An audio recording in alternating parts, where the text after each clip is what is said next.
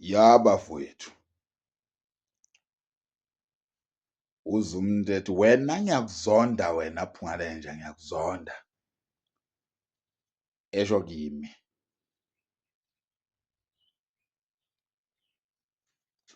Ucabanga ukuthi ngoba nga-accept igama elithi Phungalenja nginendaba yokuthandwa uwena wena. Njengoba ngiwuPhungalenja njena ucabanga ukuthi-ke mina nginendaba nawe na nonyoko combined. Niyikhombo nabakini ngicabanga ukuthi nginendaba nje yini nani? Basop. Mina ngiyintotho Vuyani. Musondela ngivula amaphiko ngithi. Kuthi phu.